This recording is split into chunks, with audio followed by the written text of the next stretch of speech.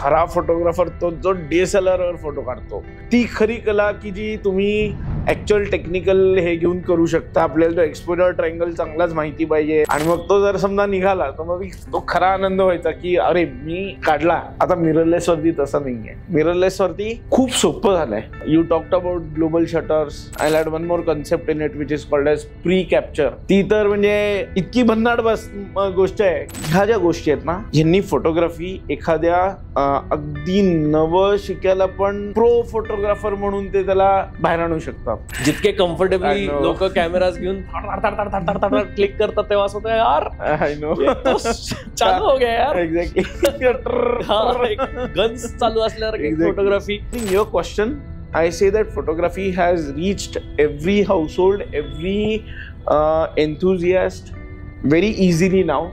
हे व्हायचं की अरे काश माझ्याकडे म्हणते असलं. आता तो कोणीही घेऊ शकतो. आता त्याचं नाविन्य किंवा आता त्याचा एक वेगळेपणा राहिला नाही. काहीच राहिले म्हणजे पूर्वी असं व्हायचं की तुम्हाला जॅक लावायला लागायचा, मग कंपनी थ्रू ती लेन्स यायची, मग त्याला 1 महिना आता म्हणजे तुम्ही स्टोअर मध्ये वॉक इन करताय, मला 400 mm घ्यायची. हा सर, ही याची 400 mm. नमस्कार, जंगल एकोसच्या या पुढच्या भागामध्ये तुम्हा सगळ्यांचं स्वागत आहे. जंगल एकोसचा प्रयत्न हाच आहे की जंगलातले आणि जंगलात फिरताना बघण्याचे असे अनेक घटक जे आपल्याकडनं दुर्लक्षले जातात त्याच्याकडे थोडासा लाईमलाईट टाकावा. आणि आज आपल्याबरोबर पाहुणे आहेत अनुपम ठोंबरे. अनुपम ठोंबरे खरं तर माझा मित्र आहे. उत्तम वाईल्डलाईफ फोटोग्राफर आहे आणि अनेक वाईल्डलाईफ कॉम्पिटिशन्सचं मेंटरिंग तो करतो, जजिंग तो करतो आणि स्वतः उत्तम वाईल्डलाईफ फोटोग्राफी शिकवतो सुद्धा. आणि अनुपम अशा अनेक गोष्टींबद्दल बोललेला आहे जे कदाचित ऐकणाऱ्या अनेक वाईल्डलाईफ फोटोग्राफर्सना खटकू शकतं. सो जाणून घेऊया अनुपमला काय म्हणायचं आहे जंगल एकोसच्या ह्या पुढच्या भागात.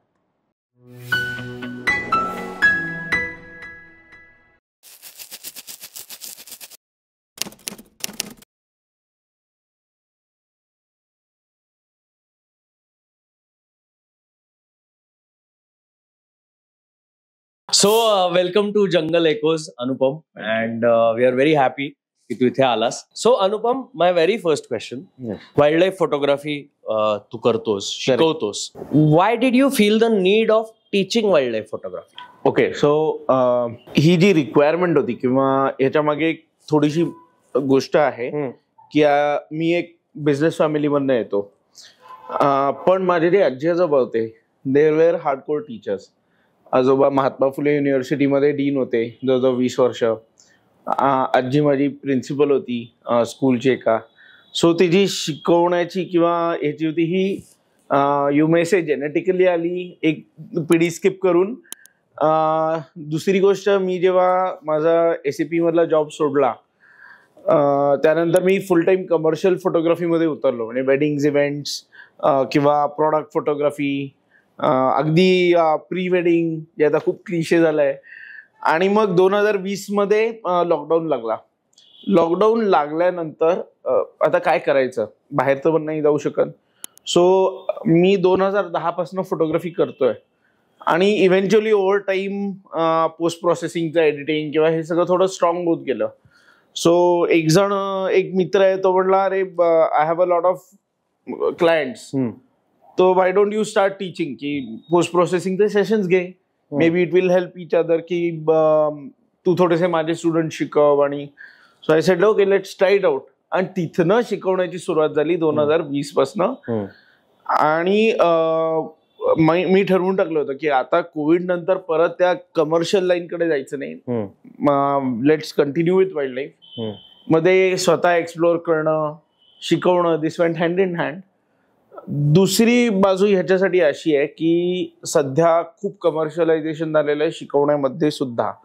म्हणजे भल्या मोठ्या मोठ्या फीज घेऊन लोक जंगलमध्ये नेतात लोकांना आणि त्यातनं निघत तर असं काही खूप असं काही नाही, कारण ते एकदम कमर्शियल बेसिसवरती केलेलं असतं. So I thought why not go into teaching, की जिथे लोकांना पण मजा येते, त्यांना एक स्वतःचं वाईल्ड लाईफचं एक जे आपण म्हणतो ना की फॅड, किंवा मी ट्राय करून बघतो, if it is cup of my tea मी करतो, अदरवाईज सो ते पण पुरं व्हावं आणि पोस्ट प्रोसेसिंग पण शिकता यावं. सो हा एक ट्रायंग्युलर ऍस्पेक्ट घेऊन मी उतरलो. आणि मग as and how time came, things went ahead. चांगले स्टुडंट झाले. I have crossed over 1000 students now, आणि the response is good. Plus I am teaching such techniques which nobody in India teaches in post processing and all. त्यामुळे आवडत गेले लोकांना आणि मलाही आवडायला लागलं. म्हणजे मी अगदी क्लासेस अगदी 2 वाजता पहाटे सुरू करून फॉर अमेरिकन स्टुडंट्स किंवा आउटसाइड इंडिया 2 ते 4, 6 ते 8 वगैरे असे पण मी क्लासेस घेतलेले. So what do you enjoy more, the wild life photography on field which you were doing and R still doing, ते एन्जॉय करतोस का टीचिंग जास्त एन्जॉय करतोस वाईल्ड लाईफ फोटोग्राफीचं? टीचिंग मध्ये ना एक वेगळ्या प्रकारची रिस्पॉन्सिबिलिटी असते. That I like a lot. की तुमच्यामुळे कोणीतरी शिकतंय, बरोबर, तुम्ही चूक करू शकत नाही. पण when I am doing my own photography, तिथे 10,000 चुका होतात आणि त्यातनं मी शिकतो. Correct. So it helps me to teach. जे लोक माझ्याकडे शिकायला येतात त्या चुका झालेल्या असतात म्हणून मी पुढे शिकवू शकतो. नाही तर मी तसं शिकू नाही शकणार काहीच. मला माहिती की माझी ही टेक्निकल चूक झाली, ही कशी नाही करायची हे मी लोकांना समजावून सांगू शकतो Wien I am teaching them. So I like both the sides equivalent. So wild life फोटोग्राफीचा तुझा कोणी आधी टीचर होता? ओके, सो मी हा थोडासा वेगळ्या प्रकारे उत्तर देईन. येस. की आपण पहिल्यापासून बघत आलोय की इंडियामध्ये the first name when it comes to wildlife photography mentor is Sudhir sir, Sudhir Shivram. आणि मग हळूहळू you see Sachin Rai, Shivang Mehta sir, और all these people coming in the same time line. पण मी हे सगळं डावललं. मी म्हटलं नाही, मला इथे जायचं नाहीये. माझ्या 10,000 चुका माझ्या स्वतःच्या होऊ देत. मी मला स्वतःला मेंटोरिंग करून घेऊ देत आणि बघू, काही चुकलं तर थोडा वेळ लागेल. मे बी मी 2 वर्षात एकदम प्रो नाही होणार, 6 वर्ष लागतील. सो असं बघायला गेलं तर माझा कोणी असा मेंटॉर नाहीये. कधी कधी युट्यूब वरती जाऊन काय हे कसं करतात बाबा, ते कसं करतात हे बघणं, किंवा माझ्याकडे एवढ्या जुन्या मासिकांचा ढीग आहे पूर्ण, की अगदी 1920s पासून जी मासिकं आली आहेत. एखाद्या मासिकात बुलेट होलचं छिद्र आहे, इतकी जुनी पुस्तकं आहेत. सो दॅट इज अगेन माझ्यासाठी एक तो ठेवा आहे, किंवा ते सोन्यापेक्षा अजून काय असेल तर ते माझ्यासाठी ते आहे. सो त्याच्यातनं काहीतरी जुन्या टेक्निक शिकणं, ह्याच्यातनंच हळूहळू शिकत जाणं. आणि मग एखादं पोस्ट प्रोसेसिंगचं कुठल्या तरी out of non Indian artisan कडनं किंवा आर्टिस्ट कडनं काहीतरी वेगळं शिकायला मिळते का हे जाऊन बघणं. हे असंच तो my journey has been too long. काश मी तो पाथ फॉलो केला असता की कोणीतरी गुरु पकडायचा, तर मी आतापर्यंत मे बी अजूनही पुढे गेलो असतो. पण self learning is the best learning. Okay, so since we are talking about the technical things also about photography, मला आत्ताच हा प्रश्न विचारायला आवडेल की आत्ता जे डिजिटल फोटोग्राफी सुरू झालेली आहे, the cameras are developing, the technology is developing. Correct. काही वर्षांपूर्वी DSLR वॉज द थिंग, आता मिररलेस इज द थिंग. बिलकुल. There will be a new technology coming up soon. Correct. Global shutters introduce झालेत cameras मध्ये, खूप गोष्टी आल्यात आता. बिलकुल. How do you look at it? Going back to the era where there was film photography, there were cameras which were pinhole cameras, किंवा असे cameras होते जिथे एक फोटो काढायचा तर एकतर 1000 वेळा विचार करायला लागायचा की फोटो काढू की नको. बरोबर. कारण त्याचं डेव्हलपिंग कॉस्ट, तो फोटो प्रिंटिंग कॉस्ट, आणि मग नंतर कळायचं, बरं डेव्हलप होऊन प्रिंट होऊन फोटो समोर येईपर्यंत कळायचं नाही आपल्याला जे आपण जे व्हिज्युअलाइज केलं होतं तेच आलंय की नाही फोटो. बरोबर. ही अनसर्टनिटी. आणि ते आता global shutter, you click thousands of photos in just one go. Exactly. This difference of the development in the technology part, how do you look at it as a photographer, as a teacher? Why I'm asking you this is कारण माझा खूप interest आहे या जॉनरामध्ये. कारण मी स्वतः wild life photography बिलकुल करायला बाहेर फिरत असतो, शिकत असतो. आणि मी हे दोन्ही एराज पाहिलेले आहेत. निगेटिव्ह फोटोग्राफीचा पण एरा मी शिकलो त्याच्यावर, आणि मग मी हळूहळू डिजिटल कडे आलो. तर ते करताना आता जितके कम्फर्टेबली I know. लोक कॅमेराज घेऊन क्लिक करतात तेव्हा असं होतं, यार आय नो ये तो चालू हो गया यार. एक्झॅक्टली गन्स चालू असल्यावर Exactly. Photography specially wildlife मध्ये Right, किंवा right. ऍक्शन फोटोग्राफी मध्ये Correct. You get to see that. So how do you look at this transformation and so आपल्याकडे DSLR साधारणतः 1995 नंतर प्रचलित झाले खूप जास्त. मी हा फक्त फोकस वाईल्ड लाईफ मध्ये टाकतोय. हो हो हो. त्याच्या आधी बऱ्यापैकी लोक फिल्म कोडॅक आणि ह्याच्यावरती जायचे आणि मी बघितलंय की खूप सारे चांगले चांगले वाईल्ड लाईफ फोटोग्राफर्स जे खूप पहिल्यापासून सुरुवात केलेली. Again I will take the same name, Sudhir sir.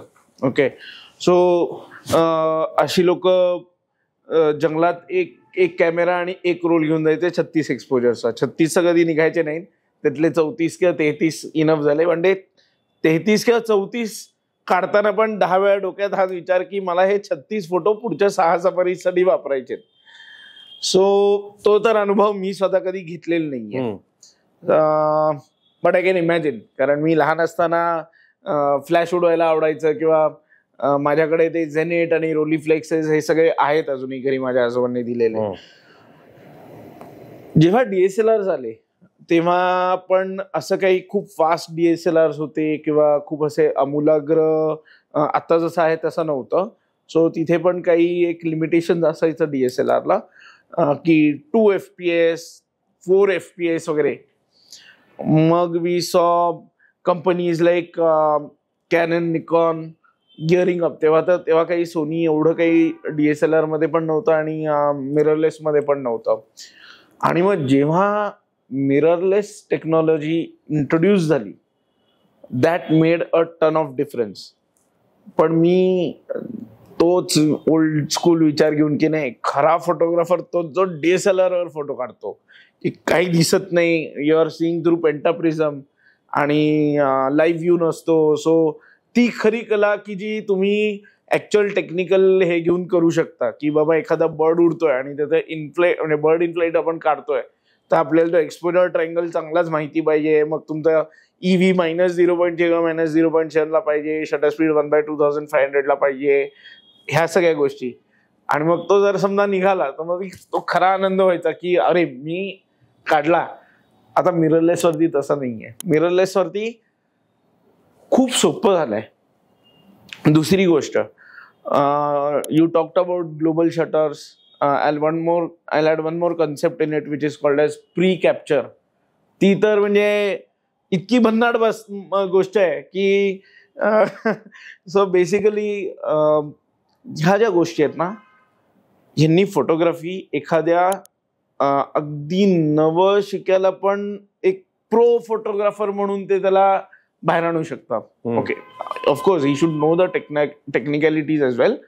पण आता कसं झालंय की ग्लोबल शटर नाही मी म्हणणार, पण प्री कॅप्चर की जे तुमचा कॅमेरा ती गोष्ट व्हायच्या आधी, एखादी स्पेसिफिक सिक्वेन्स व्हायच्या आधीपासूनच तो फोटोज घेतोय. की एक पक्षी येऊन पर्चवरती बसणार आहे त्याच्या आधीपासूनच तो फोटो घेतोय. सो तुम्हाला ते एंट्रिंग पासून बसेपर्यंत ते सगळे शॉट्स एनिवेज मिळत आहेत. So I consider this a little bit like you are cheating the art of actual traditional or legacy photography.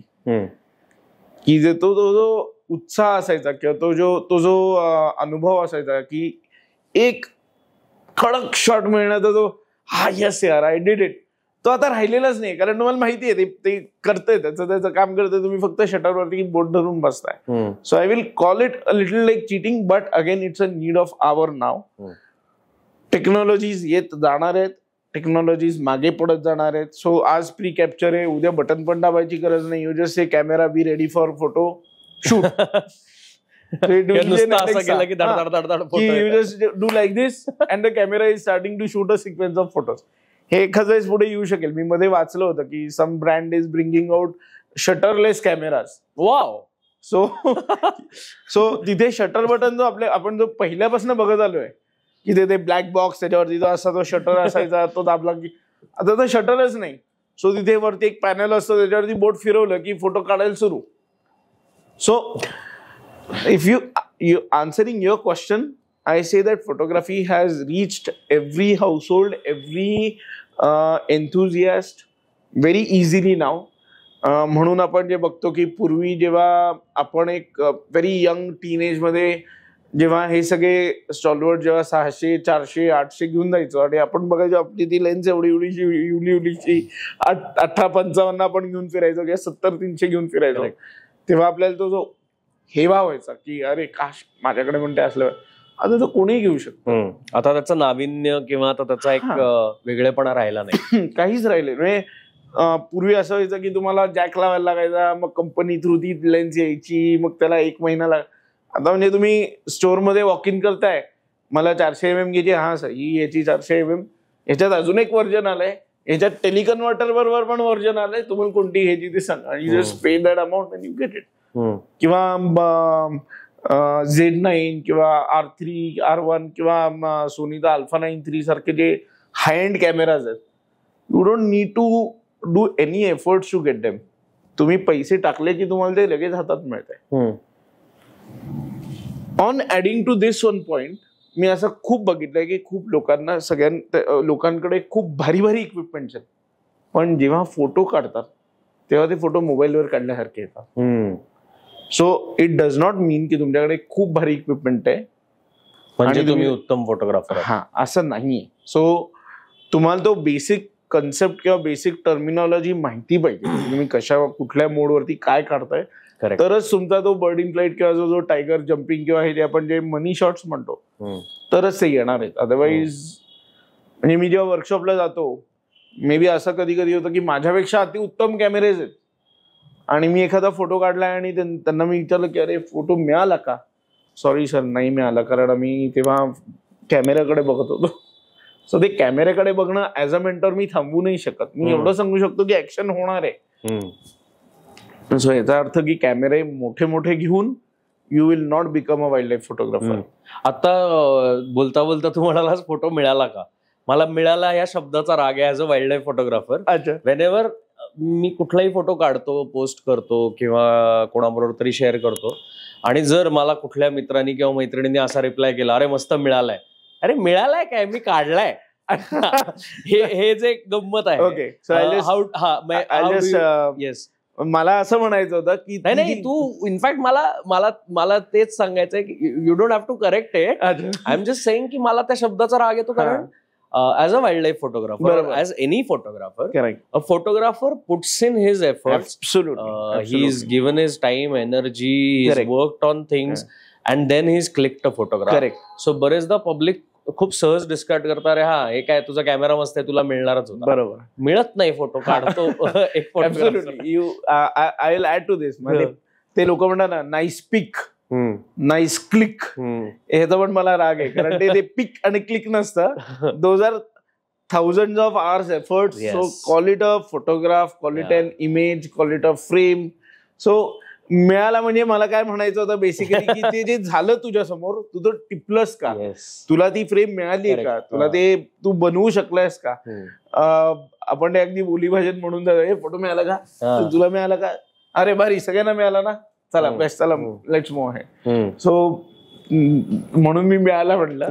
नाही that's fine. So moving on, मला वाटतं की बरेचदा आपण हे जे फोटोज अपलोड करतो सोशल मीडियावरती किंवा कुठल्या तरी वेबसाईटवरती किंवा कुठल्या तरी अशा प्लॅटफॉर्म्सवरती जिथे फोटोज अपलोड केले जातात, मी आता ते कमी केलंय बऱ्यापैकी, पण मी बरेचदा कॉम्पिटिशन्सला प्रेफर करतो. कारण जेव्हा मी फोटोग्राफी करायचो आणि मी जेव्हा सुरुवात केली होती तेव्हा ना फोटोग्राफी जेव्हा मला असं वाटतं, हे माझं ओपिनियन आहे की एका फोटोग्राफरला त्याच्या फोटोग्राफीचं अप्रिसिएशन मिळालंय असं तेव्हाच वाटतं जेव्हा त्याचा फोटो मोठ्या डायमेन्शन्सला प्रिंट होऊन तो कुठेतरी एक्झिबिट केला जातो. What are your views on it? Okay, so आत्ताचा जो एरा आहे किंवा आत्ताचं जे जिथे आता सोशल मीडिया चाललंय बेसिकली ते खूप घातक आहे. ओके, कारण एखादा फोटोग्राफर किंवा एखादा आर्टिस्ट किंवा एखादा एवढा कष्ट करून तो फोटो काढतो पहिली गोष्ट, फोटोज ते कसेही असेनात का, म्हणजे फोटोजमध्ये चांगलं वाईट असं काही नसतं पहिली गोष्ट, पण त्याची फोटोची जी मजा असते ती एक मोठ्या प्रिंटमध्ये किंवा एका पेपर फॉर्मॅटवरती जास्त चांगली दिसते रॅदर दॅन ऑन स्क्रीन. हे स्क्रीनचं फॅट नवीन आलंय जेव्हापासून हे मोबाईल वगैरे आले तेव्हापासून. सो पूर्वी तर काही स्क्रीन्स नसायचे, ते धुवून वगैरे ते करून ते आपण बघितलंय बरेच वेळा. आत्ता काय झालंय की ज्या फोटोग्राफ्सला तो जो ती जी एक दाद मिळायला पाहिजे ती सोशल मीडियावरती किंवा इंस्टाग्रामवरती मिळत नाही, कारण तो फोटो हा छोट्याशा ते स्क्रीनवर साठी नसतो. That has to be acknowledged on a big print. पण आता काय झालंय, मला 650 लाईक मिळाले या फोटोला, फार भारी, मस्त. दुसऱ्या दिवशी फोटो टाकतो, 15,000 लाईक मिळाले, अरे फार भारी, फार भारी. सो हे जे कमेंट्स किती आले. सो आजकालचा जो जी नवीन पिढी आहे फोटोग्राफरच्या ह्याच्यात, त्यांना लाईक्स आणि कमेंट्स हे सोडलं तर त्यांना ऍक्च्युअल फोटोग्राफीचा आउटपुट काय असतो हे माहिती नाहीये. जे लोक कॉम्पिटिशन्स मध्ये इमेजेस देतात किंवा प्रेझेंट करतात ती खरी मजा आहे. आणि आता खूप असं ट्रेंड कमी झालाय की इमेज आपल्याला आवडलाय, आपलं स्वतःचं किंवा फ्रेम आवडली आणि आपण ती जाऊन पटकन स्वतःसाठी प्रिंट करून आणली. हे प्रमाण पण खूप कमी झालेलं आहे. इंडियामध्ये किंवा आपल्या भारतामध्ये प्रिंट फोटो मीडियासाठी मार्केट नाहीये अनफॉर्च्युनेटली. मला जेव्हा जेव्हा रिक्वेस्ट येतात की आम्हाला हा फोटो विकत घ्यायचा आहे, तो एखाद्या भारतीयकडनं कधीच नसतो. That is always going to be shift outside India, maybe US मधनं, किंवा कारण त्या लोकांना म्हणजे मला हे वाईट वाटतं सांगताना की त्या लोकांना ह्याचं महत्व खूप जास्त आहे की प्रिंट घेणं आणि ती लावणं किंवा स्वतःची प्रिंट काढणं. पण अनफॉर्च्युनेटली आपल्याकडे लोकांना ते घरात प्रिंट लावणं किंवा हे अजून काही लोक आहेत, मी सगळ्यांसाठी नाही म्हणत आहे, पण जो तो जनरल ट्रेंड असायला पाहिजे तो आता खूप कमी झालेला आहे. सो पूर्वी एक्झिबिशनचं प्रमाण जास्त होतं, खूप जास्त एक्झिबिशन लावली जायची, त्यासाठी लोक रांगा लावून तिकीट्स काढायची. So I think appreciation of a photograph was also an art, was also considered as an art, or appreciation of any painting was also considered an art. पण मला एक असं वाटतं की painters are still doing good, they are still earning great amount of money through their exhibitions. Painters साठी बरेचसे जण middleman म्हणून काम करतात. मला आता एक्झॅक्ट शब्द क्युरेटर्स आर्ट क्युरेटर्स. सो ते क्युरेटर्स पेंटर्सना कोऑर्डिनेट करून त्यांचे पेंटिंग्स जगासमोर ऍटलीस्ट आणायचा प्रयत्न होतो. असं फोटोग्राफर्स बाबतीत होत नाही. त्याला काय करू शकतो आपण, किंवा का नाही होत असं तुला वाटतं? So because it's a very काय म्हणतात photography, because as you sed की घराघरात पोहोचलाय कॅमेरा, खूप सोपं झालंय म्हणून होतंय का नाविन्य राहिलं नाहीये? हे कारण आहे की आज जर समजा मी बघितलं तर माझ्या घराच्या भोवती जेवढे केवढी घर आहेत त्यांच्या सगळ्यांच्याकडे एकतरी DSLR, एकतरी कॅमेरा आहे, फोन मध्ये पण आहे. गल्लोगल्ली वाईल्ड लाईफ फोटोग्राफर्स झालेले आहेत, गल्लोगल्ली टूर ऑपरेटर झालेले आहेत. ह्या सगळ्या गोष्टी आपण बाजूला ठेवू, पण ती जी प्रोसेस आहे की planning, first planning, second execution going on the field, third coming back and culling the photos, म्हणजे कुठले फोटोज निवडून त्याच्यावरती काम केलं पाहिजे, fourth post processing the photos की ते प्रेझेंटेबल रूपात आणायचे, आणि फिफ्थ इज टू प्रिंट. या पहिल्या चारही होत आहेत, पण ही प्रिंट आहे ही का मेली आहे आजकाल? Because of the screen and because of the small screen. आणि आजकाल इफ यू सी, पूर्वी तरी ऍटलिस्ट टिकटॉक इंडियातनं गेल्यानंतर आपल्याकडे रील्स आले आणि रील्समुळे फोटोग्राफी सुद्धा मागे पडली. सो बऱ्यापैकी असं होतं आजकाल की अरे इंस्टाग्रामवरती फोटोग्राफर्सला भावच नाही मिळत, ते फक्त रील्स बनवतात, तेच खूप रीच घेऊ शकतात. बरोबर. So after some days you will find reel also dying. So जो आपला जो टॉपिक होता की फोटोग्राफचं महत्व का गेलं की त्या प्रिंटच्या ह्याच्यासाठी का, तर social media is the only culprit. Second, cost of printing. So if you म्हणजे तुम्ही जर समजा बघायला गेले तर cost of printing has also increase over time इन्फ्लेशनमुळे. तिसरी गोष्ट, लोकांना ह्याचं ज्ञान अजून तेवढं आलेलं नाही की आपण प्रिंटिंग करायचं तर ते कशावर करायचं. म्हणजे आता for example, you also belong to a very deep art side, better than me rather. लोक जातात प्रिंटरकडे आणि म्हणतात हा आम्हाला हा फोटो पेपरवरती प्रिंट करून द्या. लोकांना हे माहिती नाही की आर्कायव्हल हॅनिम्यूल काय, किंवा वॉशेबल कॅनव्हास काय, किंवा कॅनव्हास माउंट कसा केला जातो, किंवा हॅनिम्यूल आर्कायव्हल हॅनिम्यूल हा कुठल्या काचेमागे टाकला पाहिजे, किंवा फ्रेमिंग कसं, कुठल्या फोटोला कसं फ्रेमिंग झालं हे माहितीच नाहीये. Can you shed light on it? Can you, म्हणजे आता since you have touch that topic, मला आवडेल आमच्या ऑडियन्सला काय काय ऑप्शन्स असतात बाबा फोटो प्रिंटिंग, ज्यांना खरंच इंटरेस्ट आहे फोटो. आता आपल्या जंगल एकोसच्या टीम पैकी पण अनेक इथे वाईल्ड लाईफ फोटोग्राफर्स आहेत जे कॅमेरा मागणं आपल्याला शूट करतायत, पण त्यांना सुद्धा इंटरेस्ट आहे यामध्ये. So I would like you to shed light on it की काय काइंड ऑफ पेपर्स असतात ज्याच्यावर प्रिंटिंग होऊ शकतं, ते कशा पद्धतीने रिगार्डलेस ऑफ एक्झिबिशन्स आपल्या घरी सुद्धा ते डिस्प्ले करताना how a photograph should be displayed, और in what way if it is displayed it will look more beautiful. Okay. So जेव्हा आपण फोटोग्राफ्स प्रिंट करायला जातो, सगळ्यात पहिला किंवा first option what people ask की इज द फोटो पेपर. कारण तो त्याच्यावरती ग्लॉस असतो, त्याच्यावरती एक प्रकारचं लॅमिनेशन असतं, पटकन हात मारला कपड्याचा की तो एकदम चकाचक साफ होऊन दिसतो. सो हा सगळ्यात, आणि स्वस्त असतो बेसिकली. अगेन प्रिंटिंगमध्ये दोन प्रकारचे प्रिंट्स असतात, किंवा जे मी बघितले की 8 कलर प्रिंट, 12 कलर प्रिंट, 12 शायांनी मिळून बनवलेलं प्रिंट आणि 8 शायांनी मिळून बनवलेलं प्रिंट. त्यानंतर जेव्हा आपण पेपर्समध्ये बघतो तेव्हा जे आपले जे कॉमन पेपर्समध्ये एक तर कॅनव्हास असतो आणि एक पेपर असतो. कॅनव्हास कधी वापरायचा आणि पेपर कधी वापरायचा ह्याच्यात पण थोडासा डिफरन्स आहे. ह्यातला कॅनव्हास मधला आणि पेपर मधला पण डिफरन्स थोडक्यात जर सांगितलंस तर अजून इंटरेस्टिंग होईल. कॅनव्हास वरती टेक्स्चर येतं बेसिकली, आणि पेपरमध्ये टेक्स्चर येतं, दिसतं, पण ते प्रॉमिनंटली जे कॅनव्हास वरती मिळतं तेवढं पेपरवरती मिळत नाही. कॅनव्हास वरती कलर ट्रान्झिशन्स एवढे इझिली मिळत नाहीत की बाबा तुमच्याकडे खूपच सुंदर फ्रेम आहे आणि त्याच्यामध्ये खूप कलर ट्रान्झिशन्स आहेत, किंवा तुम्ही एखादा लँडस्केप काढलाय त्याच्यामध्ये निळं आकाशपाने, गुलाबी आकाशपाने, सोनेरी आकाश, म्हणजे आपण गोल्डन लाईट म्हणतो ते पण आहे, त्यानंतर ग्रीनरी पण आहे, आणि खूप असे ग्रेडियंट्स आपण ज्याला म्हणतो की एक कलर मधनं दुसऱ्या कलरमध्ये, त्याला आपण काय म्हणू शकतो, may be transition of colour. ते कॅनव्हासमध्ये एवढे प्रॉमिनंटली समजत नाही जेवढे पेपरमध्ये समजतात, कारण टेक्स्चर नसतं. So you get very clean transitions of colours.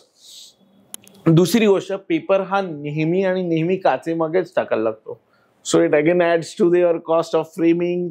आता काच, फ्रेमिंग म्हणलं की काच आलं समोर. सो आपण ज्या बघितल्या त्या साध्या काचा की ज्या आपण बेसिक मध्ये हे करतो, त्याच्यामध्ये अजून एक पुढची काच असते ती आहे म्युझियम क्वालिटी ग्लास.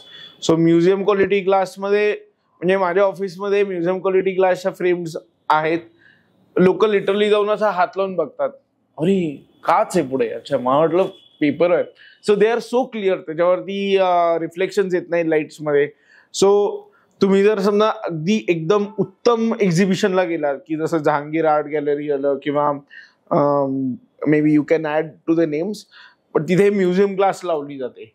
ओके, आपल्या साध्या यशवंतराव चव्हाणमध्ये साधी ग्लास लावली जाते. सो हा जो फरक आहे ना, हा ज्याला कळतो तोच ते प्रिंट्स मध्ये जाऊन इन्व्हेस्ट करतो. ओके, म्युझियम क्वालिटी मागची जी प्रिंट आहे, ग्लास मागची जी प्रिंट आहे ती एकदम उठून दिसते, कलर्स एकदम खुलून दिसतात, ते नॉर्मल ग्लास मध्ये दिसत नाही. एका वेळेनंतर नॉर्मल ग्लास ही पिवळट पडते, किंवा आपण त्याला काय म्हणू शकतो, एजिंग होतं. ग्लासचं पण एजिंग होतं. जसं ग्लासचं एजिंग होतं तसंच पेपरचं पण एजिंग होतं. सो जे रेग्युलर पेपर्स असतात, फोटो पेपर्स असतात, आता कॅननचे पेपर्स आहेत, अजून फुजी फिल्मचे पेपर्स आहेत, हे आर्कायव्हलचे जे आहेत त्याच्या काही कंपनीज आहेत, तर मला तेवढे तोंडपाठ नाही आहेत. पण मला हे माहिती आहे की मला प्रिंटरकडे जाऊन काय सांगायचंय. सो साधा जो पेपर आहे तो पण प्युअर पडून जातो. In spite of putting behind the glass, archival Hahnemuhle किंवा हॅनिम्यूल आर्कायव्हल हा 100 वर्षांसाठी टिकतो. तुम्ही जर तो फ्रेमिंग केला नीट तर तो 100 वर्षांसाठी त्याची जी एज आहे ती कॉन्स्टंट राहते. नो इंक एजिंग, इंक जी पुसट होऊन जाते किंवा हे होत नाही. सो ह्याचं जे नॉलेज आहे हे आता खूप कमी इंडियन आर्टिस्ट देतात इन डेप्थ. मी तरी खूप पटकन बोललोय. मोर ऑफ जे हे स्ट्रीट किंवा फेस्टिवल किंवा फॅशन या सगळ्या जॉनर्स मध्ये काम करतात ते देऊ शकतात. सो इंटरेस्टिंगली आता रिसेंटली मी एक photography exhibition I was invited to open the photography exhibition. मी आता बघितलं तिथे केदार दादा मला भेटला आणि त्यांनी मला खूप इंटरेस्टिंगली ह्या गोष्टी पॉइंट आउट केल्या माझ्याकडे.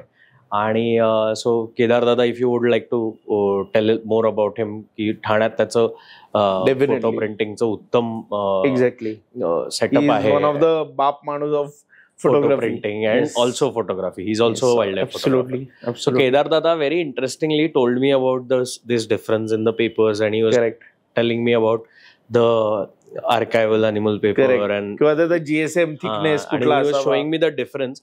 तर मला असं आलं की अरे हे शिकवणारं किंवा हे बोलणारी लोक पण आजकाल पटकन सापडत नाहीत किंवा हे सांगणारी लोक सापडत नाहीत. त्यामुळे बऱ्याचशा फोटोग्राफर्सना फोटो प्रिंटिंगला गेल्यानंतर काय सांगायचं हेच माहिती नाही. ऍब्सोल्युटली. सो प्रिंटर जे सजेस्ट करतात ते पटकन किंवा स्वस्तात जे लवकर होईल किंवा आणि एक गैरसमज आपल्याकडे असा आहे की जे महाग ते चांगलं. अनफॉर्च्युनेटली म्हणजे दोन्ही गोष्टी म्हणजे मी आता बघितलंय की जर समजा प्रिंटर म्हणला की हा या गिले कपडे से वाइप भी कर, अरे ये तो बढ़िया है, मैं तो वाइप कर दूंगा, चलो ले लो. कोणी म्हणतं की नाही हे अनवाइपेबल कॅनव्हास आहे. त्या अनवाइपेबल कॅनव्हास मागे पण काही रिझन्स आहेत. मग लोक म्हणतात कशाला झंझट पाहिजे, उगाच फालतूचं ते पडून राहणार, मग त्याच्यावर धूळ राहणार, ते झटकणं, म्हणून मध्ये वाइपेबल कॅनव्हास घेतात. आर्कायव्हल पेपर अगेन त्याच्यामध्ये पण जीएसएम्स आहेत. मग त्याला मॅट किती इंचाची मॅट म्हणजे ते बॉर्डर जी असते व्हाईट मॅट ती किती इंचाची असली पाहिजे. सो लोकांचं कुठे चुकतं, to add to your point is, आपण काही जरी झालं तरी आपण उठतो आणि युट्यूबवर जातो आणि मग आपण चेक करायला लागतो की प्रिंटिंग इन फोटोग्राफी. मग तिथे एकदम भन्नाट आर्टिस्ट येऊन मोठ्या मोठ्या प्रिंटरवरचे हे देतात की तुम्ही हा पेपर यूज करा. मग आणि मग आपण ते प्रिंटरकडे नेलं की त्याला सांगितलं की मला 200 GSM चा जर्मन आर्कायव्हल हॅनिम्यूल पाहिजे. की तो म्हणून हा हे काय असं, हे नाही आमच्याकडे तो साधा आर्कायव्हल आहे, तो 300 रुपये फुटाप्रमाणे मिळतो. दे बाबा, जाऊ दे, कुठे आता डोकं खात बसले, ते जाऊ दे, ते जर्मन बिर्मन सगळं गेलं खड्ड्यात. जे आहे ते फक्त चांगलं करून दे, टेस्ट प्रिंट झाली की मला सांग. करेक्ट. सो हे जे नॉलेज आहे हे कमी लोकांपर्यंत शेअर होत आहे. Absolutely. As a wildlife photographer and as a wildlife photography teacher also, how are you trying to change this, की हे नॉलेज तुझ्याकडनं लोकांपर्यंत जास्तीत जास्त पोहोचायला काय काय करतोयस तू? ओके. सो पहिली गोष्ट, when I teach post processing specifically, I tell की प्रिंटिंगसाठी पहिली गोष्ट सेटिंग्स काय असतात. ओके.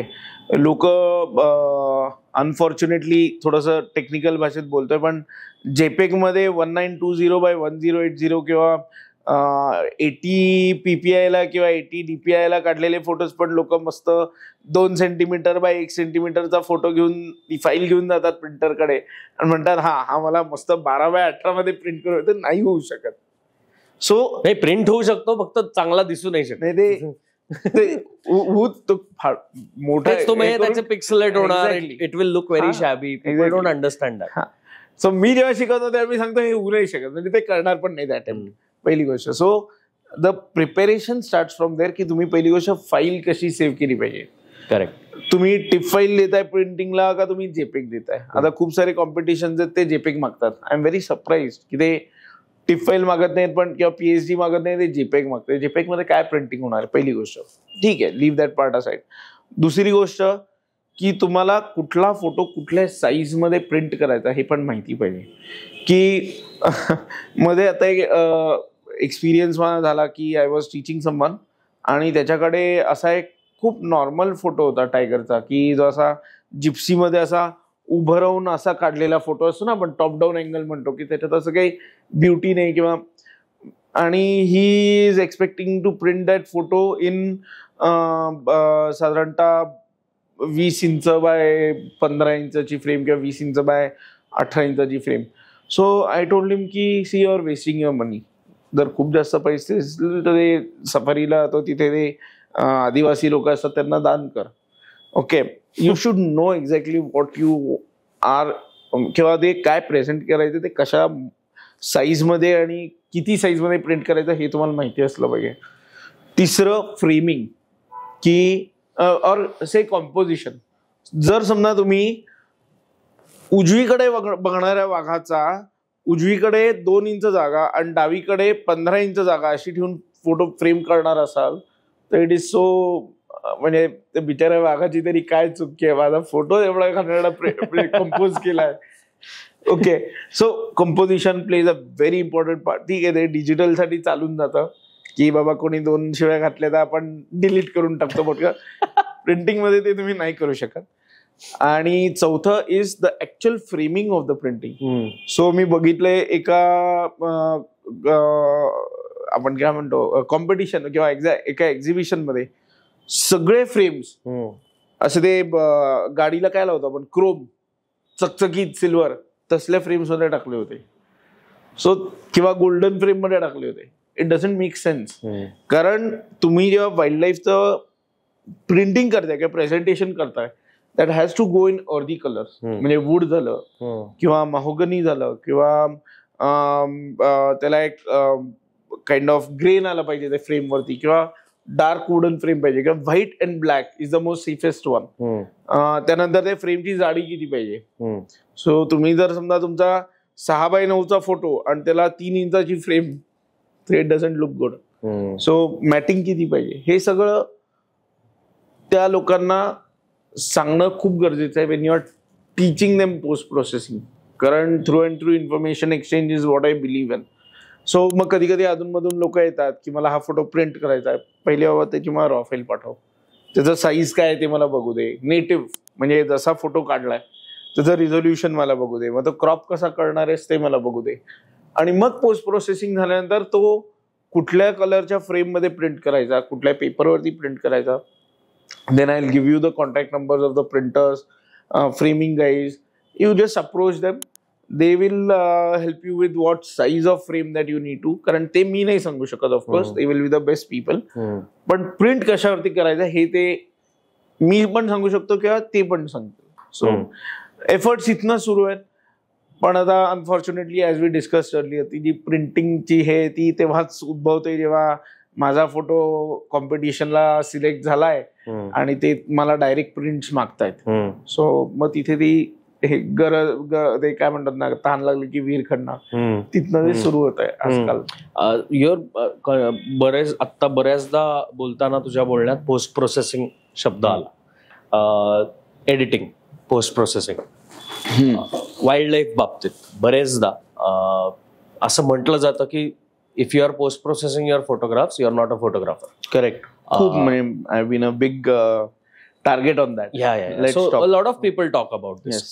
की वाईल्ड फोटोग्राफी मध्ये जर फोटोग्राफर पोस्ट प्रोसेस करत असेल किंवा एडिट करत असेल तर he is not a photographer. What are your takes on it?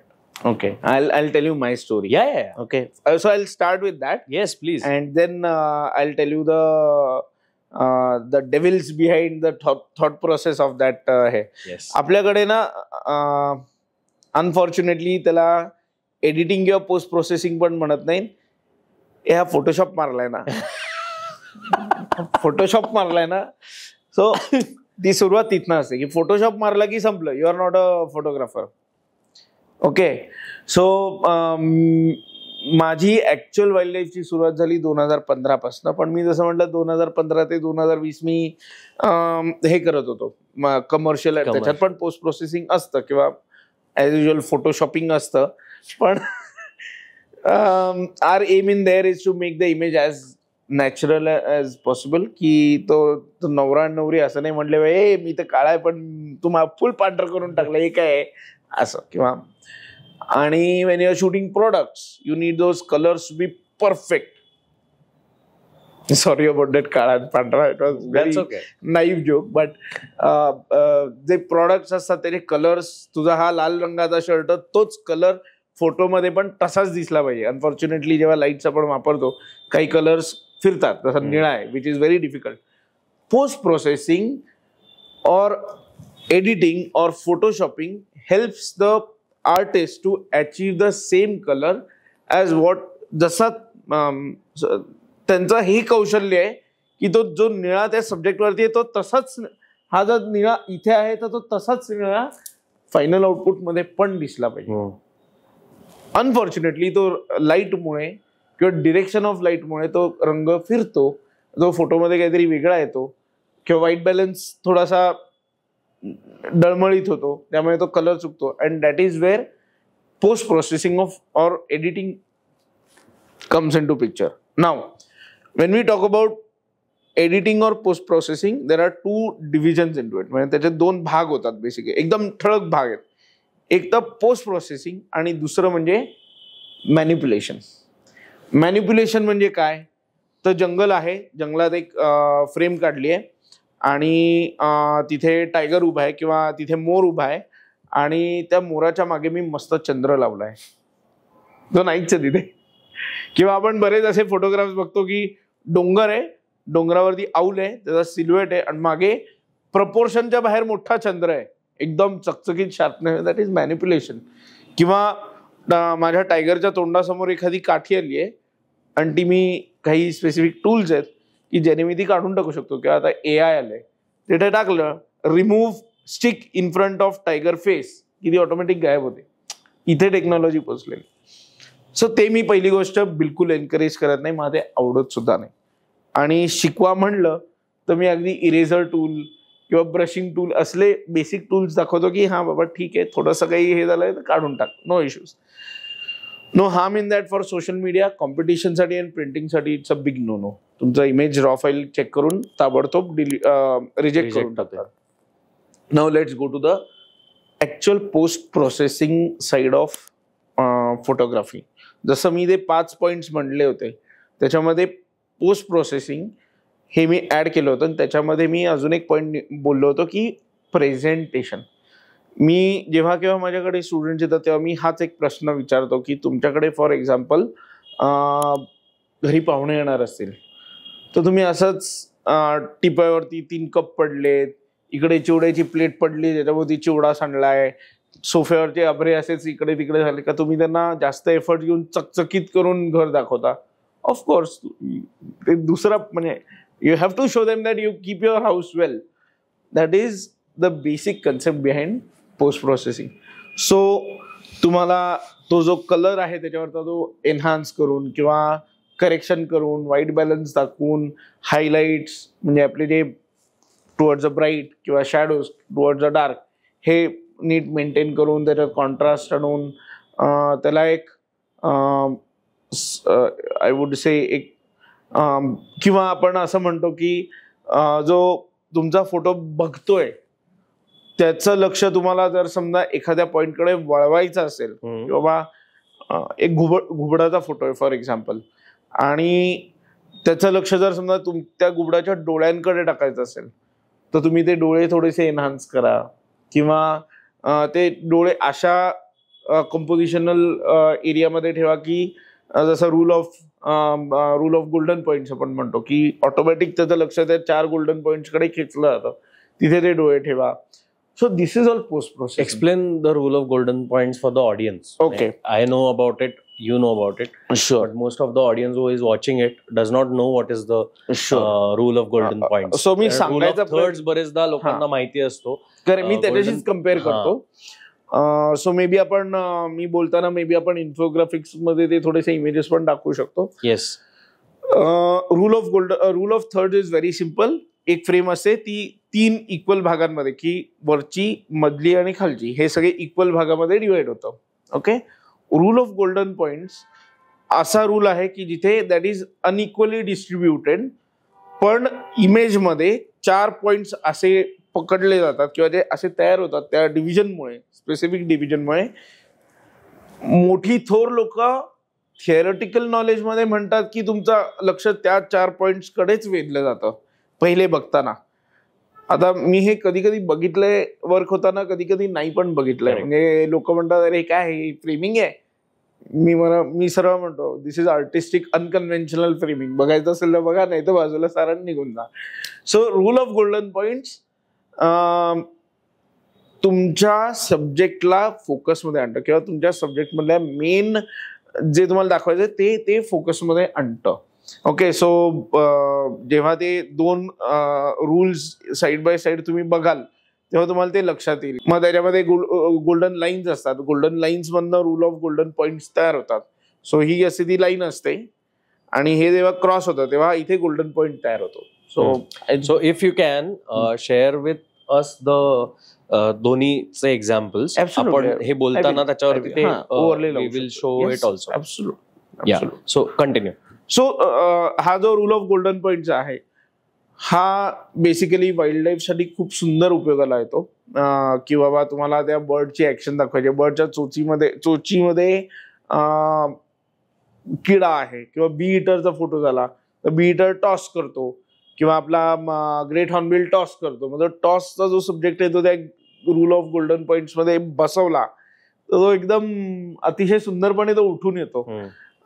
किंवा इन लँडस्केप फोटोग्राफी तुम्ही जर समजा बीचवरती फोटो काढताय तर तुमचा जो सपोर्टिंग प्रॉप म्हणतात राईट त्याला, की बाबा एखादी बकेट आणि ते छत्री किंवा असं, सो तो जर समजा गोल्डन पॉइंट वरती ठेवला तर त्याच्यावरती तुमचं जास्त लक्ष जातं. किंवा हे फक्त लक्ष वेधून घेण्याचे प्रकार आहेत की तुम्हाला दाखवायचं तर सगळं इमेज आहे, पण पहिले लक्ष त्या गोष्टीकडे जावं की जे सगळ्यात सुंदर त्या फोटोमध्ये आहे. किंवा टायगरचे डोळे आपण म्हणतो ना, बोलतो, सो तशी जर समजा फ्रेम असेल तर गोल्डन पॉइंट वरती रूल ऑफ गोल्डन पॉइंट वरती ठेवा. सो आमची टीम इकडे बसलेली आहे. हिमांशू इथे आहे. हिमांशू काल डिस्कस करताना आम्ही चर्चा करत असताना ह्याच्या बोलण्यात असं आलं की यार मला त्या फ्लो बर्डच्या फ्लाईटच्या फोटोग्राफीमध्ये मला फ्लो मध्ये जास्त इंटरेस्ट आहे. And I would love to capture that flow, पण मला आजपर्यंत तो जमला नाहीये की तो फ्लो कॅप्चर करायचा. सो प्रत्येक kind of, as you said, प्रत्येक photographer has a story to tell और has a way of attracting the attention, be it anyhow. सो तुला असं वाटतं का की हे असे काही रूल्स असतात की वाईल्ड लाईफ फोटोग्राफीचे, टू बी प्रिसाईज, आपण वाईल्ड लाईफ बद्दल हा पॉडकास्ट करतोय आणि वाईल्ड लाईफ बद्दल बोलतोय, वाईल्ड लाईफ फोटोग्राफीमध्ये असे काही रूल्स असतात का की हे फॉलो झालेच पाहिजेत?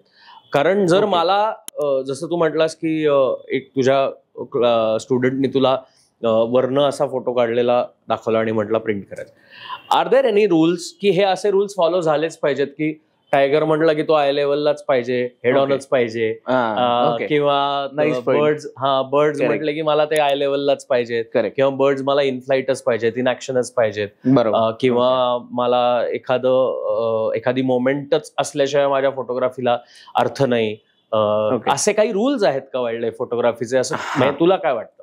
ओके. सो मी त्या गोष्टीकडे परत जातो जेव्हा आपण वाईल्ड लाईफ फोटोग्राफी करत नव्हतो, पण थोर मोठे जेव्हा वाईल्ड लाईफ फोटोग्राफी करत होते तेव्हा त्यांनी एक काही नॉट ओनली इंडियन फोटोग्राफर्स पण बाहेरचे सुद्धा, सो त्यांनी काही स्वतःची फोटोग्राफी करताना काही ठोकताळे जगासमोर सेट केले की बाबा बर्ड बसलाय फॉर एक्झाम्पल, तर तो बर्ड जेव्हा साईड प्रोफाईल मध्ये असतो तेव्हा तो अतिशय सुंदर दिसतो, कारण तुम्हाला त्याचे सगळे रंग, सगळी बॉडी दिसते. ओके. किंवा एखादा बिग कॅट आहे, तो बिग कॅट समोरून डोळे असे लॉक करून चालत येताना चांगला दिसतोय. आता त्याच्यात नवीन ऍडिशन झाली पाहिजे, टायगर हेड ऑन हे पूर्वी लाईक एव्हरी फोटोग्राफर्स ड्रीम. पण आता आजकाल काय झालंय माहितीये, टायगर हेड ऑन तर पाहिजे. Tiger head on is not a difficult thing. त्याचे दोन्ही कान असे नसले पाहिजे, असे असले पाहिजेत आणि शेपूट अशी असली पाहिजे, ती दिसली पाहिजे, तरच त्याला भाव मिळणार. ओके, सो हे पुढे जाऊन म्हणजे हे मला कधी लक्षात आलं माहितीये, 2022 मध्ये मी कानाला गेलो होतो, तेव्हा मला अतिशय सुंदर टायगर मिळाला आणि त्याचा एक कान मागे होता आणि एक कान पुढे होता. सो मी ज्या मित्राबरोबर गेलो होतो तेव्हा म्हणला, अरे याचे दोन्ही कान पुढे नाही आहेत का? म्हणलं नाही मिळाला फ्रेम, म्हणजे त्यांनी केलेच नाहीत कधी, तर मला मिळणार कसा? आणि टेल म्हणलं टेल त्याची कायम खाली होती. म्हणलं नाही अरे इसमें मजा नाहीये. सो नाउ अंडरस्टँड की ते जे ठोकताळे जे लोक बघत आलेत पहिल्यापासून, त्याच्यावरनं हे अनरिटन रूल्स तयार झालेत की tiger head on, bird side profile किंवा बर्ड इन फ्लाईट. मध्ये बर्ड इन फ्लाईट पण पंख जर समजा म्हणजे साईड प्रोफाईल अशी असेल आणि पंख जर समजा असा डोळ्यासमोर आला की संपलं, त्या फोटोची हे गेली. मग तो पंख असाच पाहिजे किंवा आय होप कॅमेऱ्यामध्ये माझे सगळे मोमेंट दिसत असतील, पण तसं लोकांना ते बघण्याची खूप पहिल्यापासून सवय झाली. ओके, किंवा मग रायनो अतिशय सुंदर प्राणी आहे. रायनोची फ्रेम ही हेड ऑनच मिळाली पाहिजे. मग तो पळाला तर त्याचे चारीच्या चारी पायच हवेत दिसले पाहिजेत. किंवा कुठला प्राणी पळत येतोय तर त्याची ती मोशन दाखवण्यासाठी चारी पाय हवेत पाहिजेत. हे ठोकताळे लोक त्या थोर मोठ्यांनी सेट केले आणि लोकांना ते बघता बघता बघता बघता ते बघायची इतकी सवय झाली की स्वतःचं काम करायचं विसरतात आणि ते करायचा प्रयत्न करतात जे थोडा मोठ्यांनी दाखवलंय, आणि मग त्याच्यात जी व्हायला पाहिजे फोटोग्राफी ती सुद्धा होत नाही. म्हणजे अतिशय साधं सिंपल उदाहरण आहे. मी आंबोलीला वर्कशॉप करायला गेलो होतो आणि माझ्याबरोबर पार्टिसिपंट होते. सो माझा उद्देश हा होता पार्टिसिपंट्सला शिकवायचा की पहिले तुमचे जे बेसिक ब्लॅक बॅकग्राऊंडचे जे फोटोज असतात ते पहिले येऊ देत, तुम्हाला शार्पनेस काय असतो हे कळू देत. जो फ्लॅश असतो आपण जो वर लावतो मॅक्रो फोटोग्राफीमध्ये, तो कसा वापरायचा हे तुम्हाला कळू देत. तुम्ही हे जर समजा पुढचे 4 महिने प्रॅक्टिस केलं तर तुमचा पुढच्या सीझनला तुम्ही आर्टिस्टिक फोटोग्राफीकडे बघू शकता. आता काय झालंय की जे मॅक्रो फोटोग्राफर्स किंवा आपण जे म्हणतो हर्पिंग फोटोग्राफर, त्यांचे ते पाण्याचे असे तुषारच उडतायत. मग त्या तुषारामधनं बॅकलाईटच दिलाय, मग इकडनं बाउन्स लाईटच दिलाय, मग इकडनं कलरफुल ग्रीन लाईट दिलाय. हे असले फोटोग्राफ्स हे पहिल्याच झटक्यात अटेम्प्ट करायला जातात आणि मग तिथे इतकी माती खातात की येताना म्हणतात मेंटॉरच खराब होता. त्यांनी आम्हाला हे काही शिकवलं, अरे पहिले बेसिक शिका, थोडस अनकन्व्हेन्शनल काम करा की बाबा साप नेहमी जीभ बाहेर काढताना मिळाला पाहिजे, पण तुम्ही सापाची अंडरसाइड दाखवा किंवा सापाचं वर्ण टेक्स्चर दाखवा. हे तुम्ही करायचं सोडून तुम्हाला ते सगळं असं अतरंगी बघून बघून तुम्ही येता आणि मग that ruins your entire trip की ते कधीच मिळत नाही. हे जे फोटोग्राफचे जे लोक काढतात किंवा हे जे आपण बघत आलोय की जे आर्टिस्टिक साईड म्हणतो, आजकाल सगळेजणच आर्टिस्टिक करतात. हे आता सगळं बेसिक्स तर राहूनच गेलेत. अनकन्व्हेन्शनल ते पण राहून गेलंय. ते आर्टिस्टिक साईड फोटोग्राफीमध्ये आजकाल खूप प्रचलित झाली आहे, ज्याच्यामुळे जे व्हायचं ते पण होत आहे. आणि त्या मोराच्या मागे मी मस्त चंद्र लावलाय, जो नाहीच आहे तिथे. किंवा आपण बरेच असे फोटोग्राफ्स बघतो की डोंगर आहे, डोंगरावरती आऊल आहे, त्याचा सिल्हुएट आहे आणि मागे प्रपोर्शनच्या बाहेर मोठा चंद्र आहे, एकदम चकचकीत शार्पनेस. That is manipulation. किंवा माझ्या टायगरच्या तोंडासमोर एखादी काठी आली आहे आणि ती मी काही स्पेसिफिक टूल्स आहेत की ज्याने मी ती काढून टाकू शकतो. किंवा आता AI आलंय, तिथे टाकलं remove stick in front of tiger face की ती ऑटोमॅटिक गायब होते. इथे टेक्नॉलॉजी पोहोचलेली. सो ते मी पहिली गोष्ट बिलकुल एनकरेज करत नाही, मला ते आवडत सुद्धा नाही. आणि शिकवा म्हणलं तर मी अगदी इरेझर टूल किंवा ब्रशिंग टूल असले बेसिक टूल्स दाखवतो की हा बाबा ठीक आहे, थोडंसं काही हे झालंय तर काढून टाक, no issues, no harm in that. For social media कॉम्पिटिशनसाठी आणि प्रिंटिंगसाठी इट्स अ बिग नो. तुमचा इमेज रॉ फाईल चेक करून ताबडतोब रिजेक्ट करून टाकतात. Now let's go to the actual post processing side of photography. जसं मी ते 5 पॉइंट्स म्हटले होते, त्याच्यामध्ये पोस्ट प्रोसेसिंग हे मी ऍड केलं होतं. आणि त्याच्यामध्ये मी अजून एक पॉईंट बोललो होतो की प्रेझेंटेशन. मी जेव्हा केव्हा माझ्याकडे स्टुडंट्स येतात तेव्हा मी हाच एक प्रश्न विचारतो की तुमच्याकडे फॉर एक्झाम्पल घरी पाहुणे येणार असतील तर तुम्ही असंच टिपावरती 3 कप पडलेत, इकडे चिवड्याची प्लेट पडली त्याच्यावरती चिवडा सांडलाय, सोफ्यावरचे अभरे असेच इकडे तिकडे झाले का तुम्ही त्यांना जास्त एफर्ट घेऊन चकचकीत करून घर दाखवता? ऑफकोर्स ते दुसरा म्हणजे you have to show them that you keep your house well. That is the basic concept behind post processing. So तुम्हाला तो जो कलर आहे त्याच्यावरचा तो एनहान्स करून किंवा करेक्शन करून, व्हाईट बॅलन्स दाखवून, हायलाइट्स म्हणजे आपले जे टुवर्ड्स अ ब्राईट किंवा शॅडोज टुवर्ड्स अ डार्क हे नीट मेंटेन करून त्याच्यात कॉन्ट्रास्ट आणून त्याला एक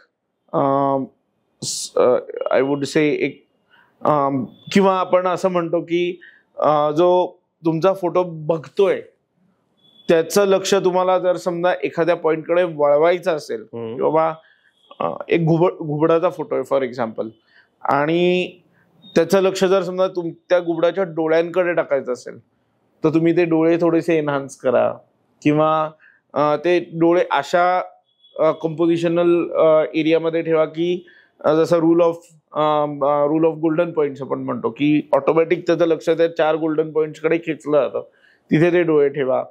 So this is all post processing. Explain the rule of golden points for the audience. Okay. I know about it, you know about it. Sure. But most of the audience who is watching it does not know what is the rule of golden points. So मी सांगायचा thirds बरेचदा लोकांना माहिती असतो. कारण मी त्याच्याशीच compare करतो. So may be आपण मी बोलताना मे बी आपण इन्फोग्राफिक्स मध्ये ते थोडेसे इमेजेस पण दाखवू शकतो. Yes.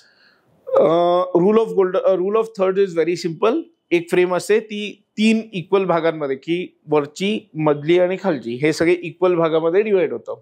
Okay. Rule of golden points असा रूल आहे की जिथे दॅट इज अनइक्वली डिस्ट्रीब्युटेड पण इमेजमध्ये 4 पॉइंट्स असे पकडले जातात किंवा जे असे तयार होतात त्या डिव्हिजनमुळे, स्पेसिफिक डिव्हिजनमुळे. मोठी थोर लोक थिअरेटिकल नॉलेजमध्ये म्हणतात की तुमचं लक्ष त्या 4 पॉइंट्स कडेच वेधलं जातं पहिले बघताना. आता मी हे कधी कधी बघितलंय वर्क होताना, कधी कधी नाही पण बघितलंय. म्हणजे लोक म्हणतात अरे काय फ्रेमिंग आहे. मी सरळ म्हणतो दिस इज आर्टिस्टिक अनकन्व्हेन्शनल फ्रेमिंग. बघायचं असेल तर बघा, नाही तर बाजूला सारण निघून जा.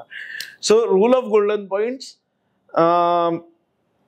तुमच्या सब्जेक्टला फोकसमध्ये आणतं किंवा तुमच्या सब्जेक्टमधल्या मेन जे तुम्हाला दाखवायचं ते फोकसमध्ये आणतं.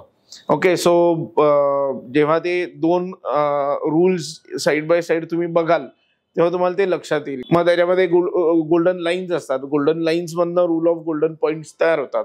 सो ही अशी ती लाईन असते आणि हे जेव्हा क्रॉस होतं तेव्हा इथे गोल्डन पॉइंट तयार होतो. So if you can share with us the दोन्हीचे एक्झाम्पल्स. आपण हे बोलताना त्याच्यावर we will show it also. Absolutely. So continue. So हा जो रूल ऑफ गोल्डन पॉइंट आहे हा बेसिकली वाईल्ड लाईफ साठी खूप सुंदर उपयोगाला येतो. की बाबा तुम्हाला त्या बर्डची ऍक्शन दाखवायची, बर्डच्या चोचीमध्ये किडा आहे किंवा बी इटरचा फोटो झाला तर बी इटर टॉस करतो किंवा आपला ग्रेट हॉर्नबिल टॉस करतो. म्हणजे टॉसचा जो सब्जेक्ट आहे तो त्या रूल ऑफ गोल्डन पॉइंट्स मध्ये बसवला तर तो एकदम अतिशय सुंदरपणे तो उठून येतो. किंवा इन लँडस्केप फोटोग्राफी तुम्ही जर समजा बीचवरती फोटो काढताय तर तुमचा जो सपोर्टिंग प्रॉप म्हणतात राईट त्याला की बाबा एखादी बकेट आणि ते छत्री किंवा असं, सो तो जर समजा गोल्डन पॉइंट वरती ठेवला तर त्याच्यावरती तुमचं जास्त लक्ष जातं. किंवा हे फक्त लक्ष वेधून घेण्याचे प्रकार आहेत की तुम्हाला दाखवायचं तर सगळं इमेज आहे पण पहिले लक्ष त्या गोष्टीकडे जावं की जे सगळ्यात सुंदर त्या फोटोमध्ये आहे. किंवा टायगरचे डोळे आपण म्हणतो ना, बोलतो. सो तशी जर समजा फ्रेम असेल तर गोल्डन पॉइंट वरती रूल ऑफ गोल्डन पॉइंट वरती ठेवा. सो आमची टीम इकडे बसलेली आहे. हिमांशू इथे आहे. हिमांशू काल डिस्कस करताना आम्ही चर्चा करत असताना ह्याच्या बोलण्यात असं आलं की यार मला त्या फ्लो बर्डच्या फ्लाईटच्या फोटोग्राफीमध्ये मला फ्लो मध्ये जास्त इंटरेस्ट आहे. And I would love to capture that flow पण मला आजपर्यंत तो जमला नाहीये की तो फ्लो कॅप्चर करायचा. सो प्रत्येक kind of as you said, प्रत्येक photographer has a story to tell or has a way of attracting the attention, be it anyhow. सो तुला असं वाटतं का की हे असे काही रूल्स असतात की वाईल्ड लाईफ फोटोग्राफीचे, टू बी प्रिसाईज, आपण वाईल्ड लाईफ बद्दल हा पॉडकास्ट करतोय आणि वाईल्ड लाईफ बद्दल बोलतोय, वाईल्ड लाईफ फोटोग्राफीमध्ये असे काही रूल्स असतात का की हे फॉलो झालेच पाहिजेत? कारण जर मला जसं तू म्हटलास की एक तुझ्या स्टुडंटनी तुला वरनं असा फोटो काढलेला दाखवला आणि म्हटला प्रिंट करायचा, आर देअर एनी रूल्स की हे असे रूल्स फॉलो झालेच पाहिजेत की टायगर म्हटलं की तो आय लेवललाच पाहिजे, हेड ऑनच पाहिजे, किंवा बर्ड्स म्हटले की मला ते आय लेवललाच पाहिजेत, किंवा बर्ड्स मला इन फ्लाईटच पाहिजेत, इन ऍक्शनच पाहिजेत, किंवा मला एखादी मोमेंटच असल्याशिवाय माझ्या फोटोग्राफीला अर्थ नाही, असे काही रूल्स आहेत का वाईल्ड लाईफ फोटोग्राफीचे? असं तुला काय वाटतं? ओके, सो मी त्या गोष्टीकडे परत जातो जेव्हा आपण वाईल्ड लाईफ फोटोग्राफी करत नव्हतो, पण थोर मोठे जेव्हा वाईल्ड लाईफ फोटोग्राफी करत होते तेव्हा त्यांनी एक काही नॉट ओन्ली इंडियन फोटोग्राफर्स पण बाहेरचे सुद्धा, सो त्यांनी काही स्वतःची फोटोग्राफी करताना काही ठोकताळे जगासमोर सेट केले की बाबा बर्ड बसलाय फॉर एक्झाम्पल, तर तो बर्ड जेव्हा साईड प्रोफाईल मध्ये असतो तेव्हा तो अतिशय सुंदर दिसतो, कारण तुम्हाला त्याचे सगळे रंग, सगळी बॉडी दिसते. ओके, किंवा एखादा बिग कॅट आहे, तो बिग कॅट समोरून डोळे असे लॉक करून चालत येताना चांगला दिसतोय. आता त्याच्यात नवीन ऍडिशन झाली by the way, tiger head on. हे पूर्वी like you know every photographers dream, पण आता आजकाल काय झालंय माहिती आहे, टायगर हेड ऑन तर पाहिजे. Tiger head on is not a difficult thing. त्याचे दोन्ही कान असे नसले पाहिजेत, असे असले पाहिजेत, आणि शेपूट अशी असली पाहिजे, ती दिसली पाहिजे, तरच त्याला भाव मिळणार. ओके, सो हे पुढे जाऊन म्हणजे हे मला कधी लक्षात आलं माहितीये, 2022 मध्ये मी कानाला गेलो होतो, तेव्हा मला अतिशय सुंदर टायगर मिळाला आणि त्याचा एक कान मागे होता आणि एक कान पुढे होता. सो मी ज्या मित्राबरोबर गेलो होतो तेव्हा म्हणला, अरे याचे दोन्ही कान पुढे नाही आहेत का? मिळणं नाही मिळाला फ्रेम, म्हणजे त्यांनी केलेच नाहीत कधी, तर मला मिळणार कसा? आणि टेल मिळणं, टेल त्याची कायम खाली होती. म्हणलं नाही अरे इसमें मजा नाहीये. सो नाउ अंडरस्टँड की ते जे ठोकताळे जे लोक बघत आलेत पहिल्यापासून, त्याच्यावरनं हे अनरिटन रूल्स तयार झालेत की tiger head on, bird side profile किंवा बर्ड इन फ्लाईट. मध्ये बर्ड इन फ्लाईट पण पंख जर समजा म्हणजे साईड प्रोफाईल अशी असेल आणि पंख जर समजा असा डोळ्यासमोर आला की संपलं, त्या फोटोची हे गेली. मग तो पंख असाच पाहिजे, किंवा आय होप कॅमेऱ्यामध्ये माझे सगळे मोमेंट दिसत असेल, पण तसं लोकांना ते बघण्याची खूप पहिल्यापासून सवय झाली. ओके, किंवा मग रायनो अतिशय सुंदर प्राणी आहे, रायनोची फ्रेम ही हेड ऑनच मिळाली पाहिजे. मग तो पळाला तर त्याचे चारीच्या चारी पायच हवेत दिसले पाहिजेत, किंवा कुठला प्राणी पळत येतोय तर त्याची ती मोशन दाखवण्यासाठी चारी पाय हवेत पाहिजेत. हे ठोकताळे त्या थोर मोठ्यांनी सेट केले आणि लोकांना ते बघता ते बघायची इतकी सवय झाली की स्वतःचं काम करायचं विसरतात आणि ते करायचा प्रयत्न करतात जे थोरा मोठ्यांनी दाखवलंय, आणि मग त्याच्यात जी व्हायला पाहिजे फोटोग्राफी ती सुद्धा होत नाही. म्हणजे अतिशय साधं सिंपल उदाहरण आहे. मी अंबोलीला वर्कशॉप करायला गेलो होतो आणि माझ्याबरोबर पार्टिसिपंट होते. सो माझा उद्देश हा होता पार्टिसिपंट्सला शिकवायचा की पहिले तुमचे जे बेसिक ब्लॅक बॅकग्राऊंडचे जे फोटोज असतात ते पहिले येऊ देत, तुम्हाला शार्पनेस काय असतो हे कळू देत. जो फ्लॅश असतो आपण जो वर लावतो मॅक्रो फोटोग्राफीमध्ये, तो कसा वापरायचा हे तुम्हाला कळू देत. तुम्ही हे जर समजा पुढचे 4 महिने प्रॅक्टिस केलं तर तुमचा पुढच्या सीझनला तुम्ही आर्टिस्टिक फोटोग्राफीकडे बघू शकता. आता काय झालंय की जे मॅक्रो फोटोग्राफर्स किंवा आपण जे म्हणतो हर्पिंग फोटोग्राफर, त्यांचे ते पाण्याचे असे तुषारच उडतायत, मग त्या तुषारामधनं बॅकलाईटच दिलाय, मग इकडनं बाउन्स लाईटच दिलाय, मग इकडनं कलरफुल ग्रीन लाईट दिलाय.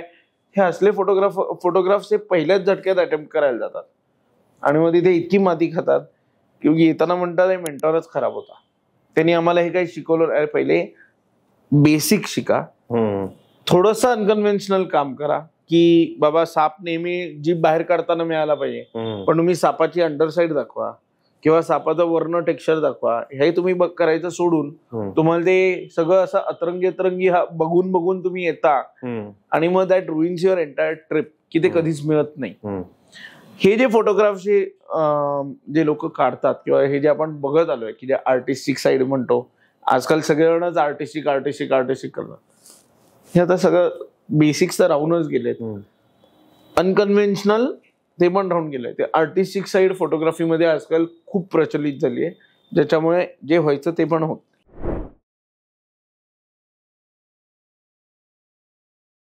जंगल एकोस.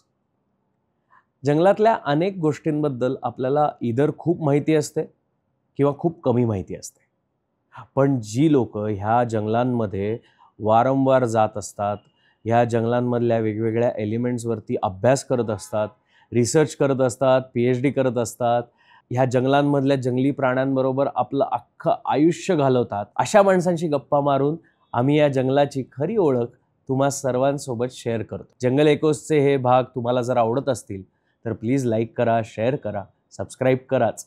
आणि ही जंगलाबद्दलची आणि संवर्धनाबद्दलची जी काही माहिती आम्ही तुमच्यापर्यंत पोहोचवतोय ती इतरही नागरिकांपर्यंत तितक्याच प्रेमाने पोहोचवा.